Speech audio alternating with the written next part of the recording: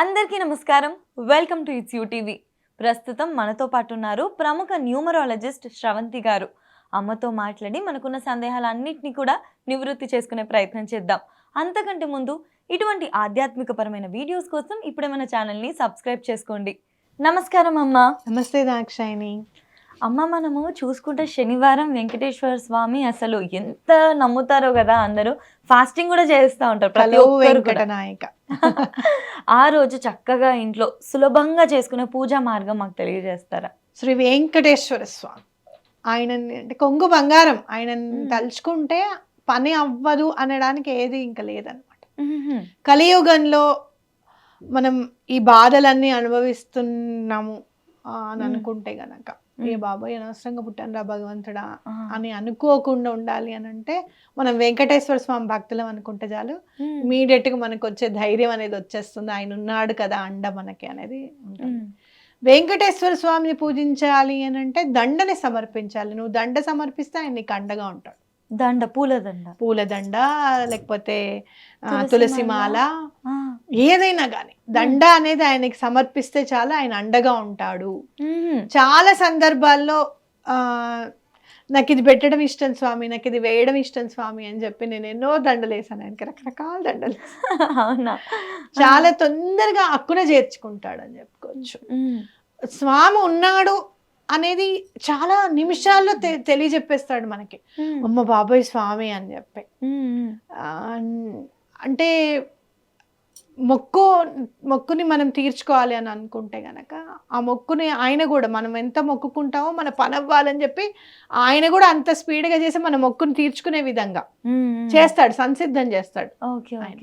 కాబట్టి వడ్డీ కాసుల వాడు, లేకపోతే ఆపద మొక్కుల వాడు అంటే ఏంటంటే ఆపదలో నువ్వు గనక మొక్కుకుంటే ఆపదను తీర్చేసేవాడు అని అర్థం అనమాట. Okay okay. మనం ఒక 1000 రూపాయలు వేస్తాం హుండీలు అనుకుంటే ఆయనకి ఆ 1000 రూపాయలు లేక లక్ష్మీదేవే వక్షస్థలం మీద వ్యూహలక్ష్మిగా ఉన్న వెంకటేశ్వర స్వామి ఆయనకి ఏం తక్కువ. కానీ మన కోసం అలా నుంచొని స్వామి గంట సేపు పడుకుంటాడేమో పాపం. నిజంగా ఇలా పడుకోబెడతారు, అలా లేపేస్తారు. అవునవును. మన కోసం కాదు, ఆయన చేసేదంతా కూడా, ఆయన చేయించుకునే సేవలన్నీ కూడా మనని ఉద్ధరింపజేయడానికి. మన కోసం స్వామి వైకుంఠం నుంచి సశరీరంగా వచ్చారు. వెంకటేశ్వర స్వామి మాట్లాడేవారు ఇది వరకు. ఆ మధ్య కాలంలోనే మాట్లాడడం మానేశారంటే నాకు బాధ అనిపిస్తుంది. అయ్యో మా కోసం మాట్లాడితే ఎంత బాగుంది అని అనిపిస్తుంది. అంటే నేను మాట్లాడను కూడా మాట్లాడక్కర్లేదు, నేను చూస్తే చాలు మీకు పని అయిపోతుంది అని చెప్పి స్వామి ఆగారేమో అని అనిపిస్తుంది నాకు. ఏ కష్టం ఉన్నా సరే వెంకటేశ్వర స్వామి తప్పకుండా తీరుస్తారు. ప్రతి ఇంట్లో ప్రతి శనివారం స్వామికి తప్పక పూజ చేసుకోవడం అనేది నియమంగా రావాలి అనేది ఖచ్చితంగా చెప్పుకోవచ్చు. గుడికి వెళ్ళడం, ప్రతి సాటర్డే కర్పూరంతో స్వామిని అభిషేకించడం, కర్పూరం ముద్ద కర్పూరం చక్కగా పొడి చేసేసుకొని స్వామివారి ఫోటో దగ్గర చక్కగా ఒక తమలపాకు పెట్టి, నేనైతే ముద్ద కర్పూరాన్నే మళ్ళీ కొంచెం మనం పసుపు ముద్ద చేసుకుంటాం చూసావు, అలా చేసుకొని నామం పెట్టి స్వామివారికి అక్కడ పెట్టి స్వామివారిని అదే కర్పూరంతో నేను స్వామివారికి నామం చదువుతూ చేస్తాను. చాలా బాగా కలిసి వస్తుంది. అలా 11 వారాలు చేస్తే మీరు ఆ కర్పూరం అంతా తీసుకెళ్ళి వెంకటేశ్వర స్వామి గుళ్ళో ఇచ్చేస్తే వాళ్ళు హారతికి ఉపయోగిస్తారు. ఎంత బాగా కలిసి వస్తుందో మీకు. అలా ఎన్నో వారాలు చేశాను నేను. చాలా బాగా కలిసి వస్తుంది అనమాట. అలాగే పిండి దీపాలు ఒకటి రోజు ప్రతి శనివారం పిండి దీపం పెడితే చాలా మంచిది. బియ్య పిండిలో కాస్త పాలు, బెల్లము, కుదిరిన వాళ్ళు కొంచెం అరటిపండు కూడా కలుపుతారు. కలిపేసి చక్కగా ముద్దలాగా చేసుకొని కొంచెం ప్రమిదలా చేసుకొని పైన నామం పెట్టాలి స్వామికి. పసుపుతో ఏమో యు ఆకారము, మధ్యలో నామం చక్కగా ఎర్రని బొట్టుతో పెట్టి కుంకుమతో పెట్టి స్వామివారికి 7 ఒత్తులు వేసి అందులో ఆవు నెయ్యి వేసి మనం దీపం వెలిగిస్తాం. గోవిందనామాలు చదివేదాకా దీపం వెలుగుతుంది చక్కగా. కొంచెం ఆవు నెయ్యి నిండుకుంటుంటే మళ్ళీ వడ్డించుకోవచ్చు.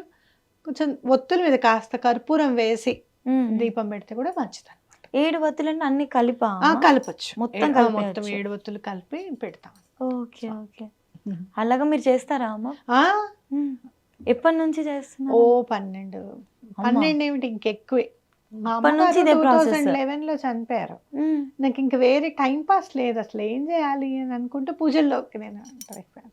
ఇలా చేద్దాం, అలా చేద్దాం, స్వామివారికి ఇది చేద్దాం, స్వామివారికి ఇది చేద్దాం.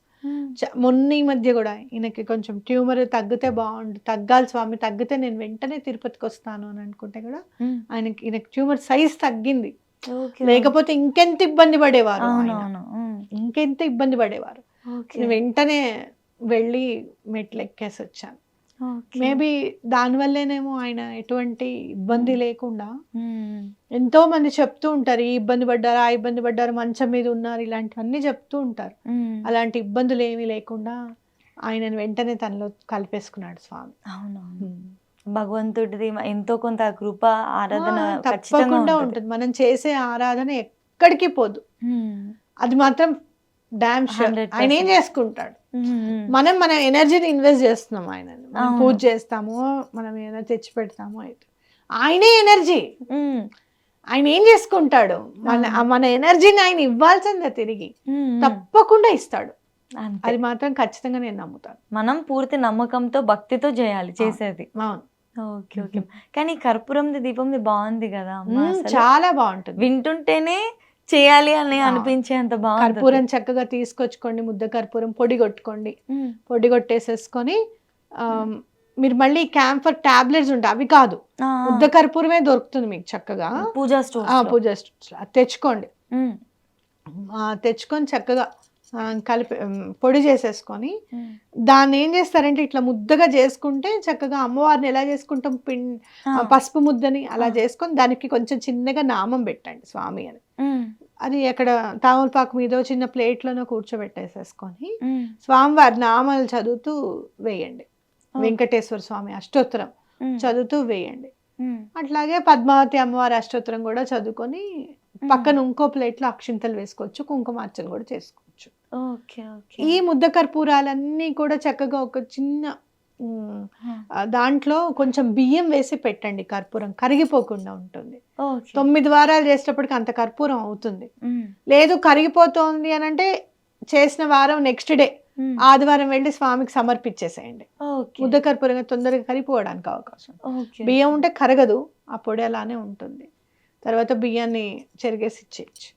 లేదు అట్లా అవ్వట్లేదు, కరిగిపోతుంది అంటే నెక్స్ట్ డే తీసుకెళ్ళి స్వామికి సమర్పించేయచ్చు.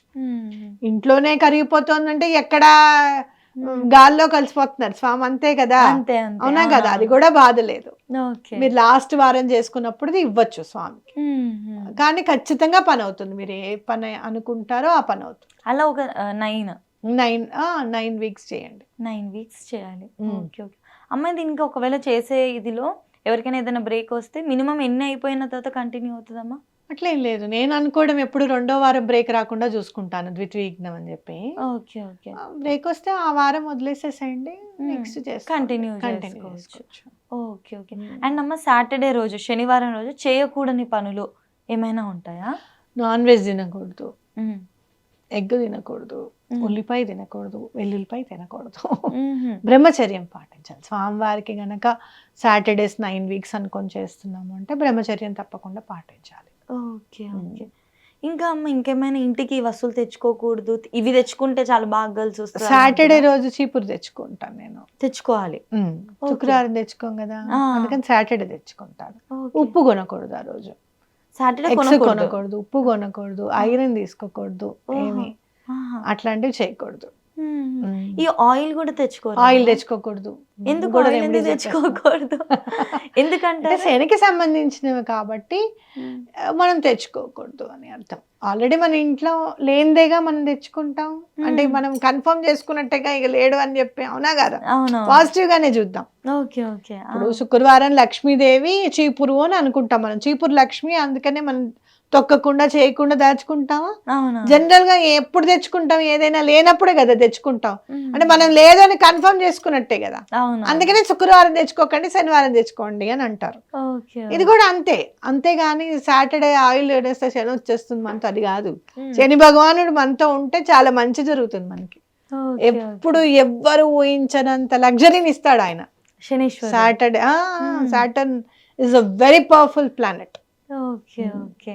చాలా బాగా చెప్పారమ్మా. హ్యాపీగా అందరు ఈ శనివారాలు మీరు చెప్పినట్లుగా పూజా విధానాన్ని పాటిస్తూ, అంతేకాకుండా 9 వారాలకు కూడా చెప్పారు కదా, సులువుగా ఉంది అది కూడా.